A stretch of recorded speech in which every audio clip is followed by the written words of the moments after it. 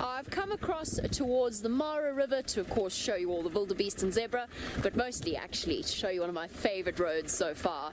It drives all the way along the banks of the Mara River, and it's just so very pretty here. So these are the survivors, the ones that made it across the Mara River, probably across Kichwe. Let's have a look at what they're up to. See if the wildebeest are being entertaining. To you too. Good morning. Any fights happening? What's happening there at the back?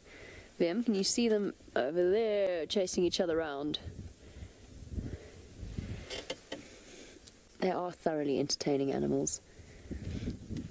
It's so funny because the male tries to keep track of his ladies and he gathers them all together in a group, and then he sees another male charging in, so he races off and goes and fights them, and then loses all his females and has to come back and goes to try and call them back to him.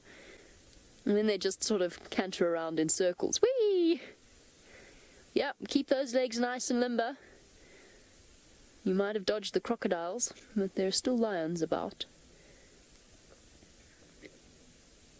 They've got such fantastic stamina, wildebeest. They could do this. Oh, wait, are we going to see a fight? Oh! That turn of speed. Here we go. Clash of the horns. Oh, and off we go in different directions. Their differences solved through a brief bout of violence, and then they go their separate ways.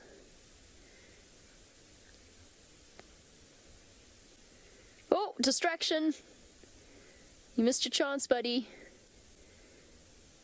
Well, I'm not sure that one got it either.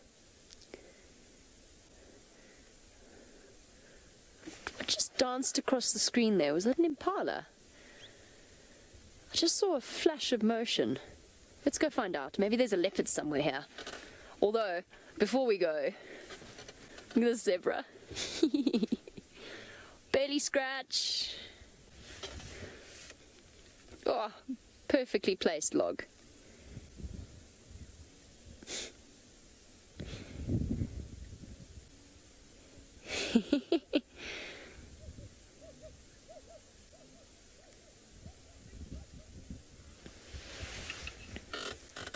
Now, Maria, you'd like to know how fast a wildebeest can run. They're actually one of the fastest antelope out here. They've definitely got some of the best stamina. And you're looking at easily 60 kilometers an hour, and that's them kind of jogging. I've seen them do, I would say, well up to close to 80 kilometers an hour when they're running away from lions. So they really can race forward when they're being hunted. Not that you can blame them. And they can keep up a steady, I would say, 40 kilometer an hour canter for potentially an hour at a time. They can cover distance very, very quickly. You can see that sloping shoulder, those backs. The tsessebe, of course, is the fastest of all of the antelope. And I imagine that the topi, basically being the East African equivalent, is very similar. But you can see these animals are built for stamina. Those powerful forequarters, it's just like the hyenas. You know how we always talk about the fact that the hyenas can trot along with that energy-saving gait of theirs? And wildebeest are very similar in their design. Top-heavy. They always do look a little bit like they've been put together from all the bits of the animals that were left over when the animals were created. Okay, let's go to the river. It's so pretty this way.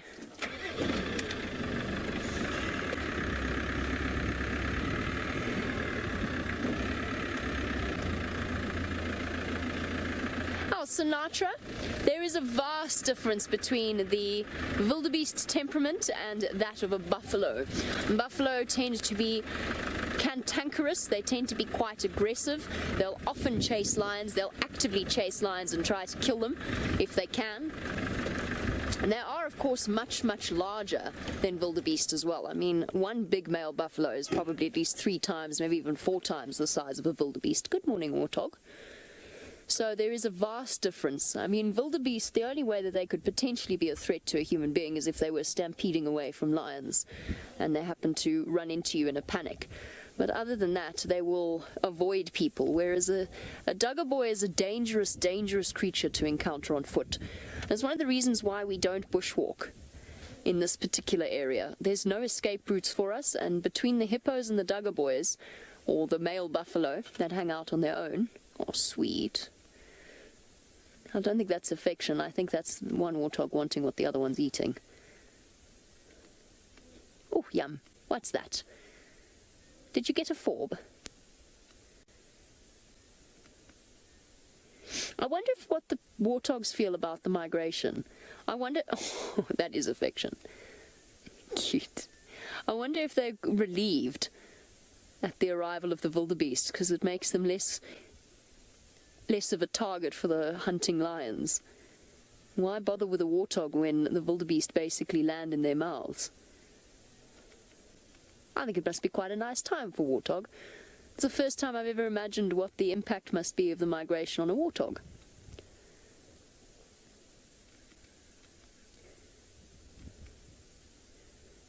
Just over, this little piglet is probably just over 6 months old. You can see the tusks starting to show through. Are you just using your mom's tusks to scratch your nose?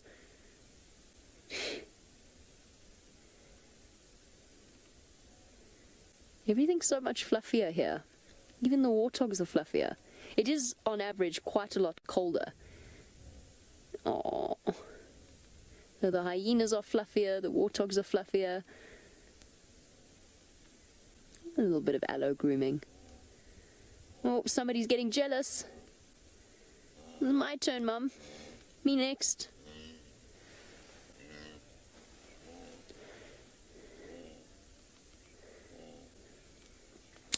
Nisha, warthogs are... I once called them sort of Staffy-sized or Staffordshire Terrier-sized. However, they can potentially go up to, there's recorded cases of warthogs just under 100 kilograms. Now that's 200 odd pounds. That's a really truly massive warthog. And these little ones are much, much less than that. But a big male warthog can potentially reach sizes of 80 to 100 kilograms, which is enormous. I've seen some monster warthogs in my time, and it just makes the achievement of the leopards that manage to foist them up into trees. Really gives you an idea of just how strong those cats are. Pound for pound, probably the strongest predator out here. Sweet. This is such a lovely warthog sighting.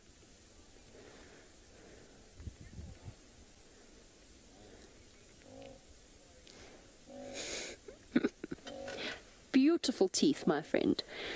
Safari Man. Oh, did I get that name wrong, Lou? What was the name again? Sorry.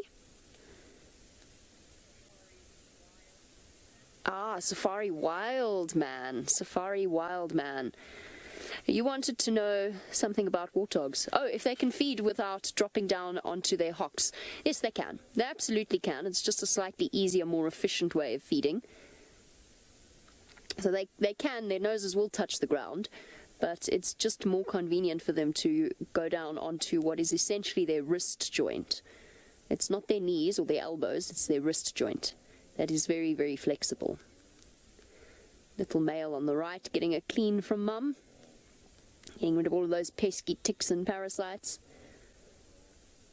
And bristling with pleasure. Is that nice, mister?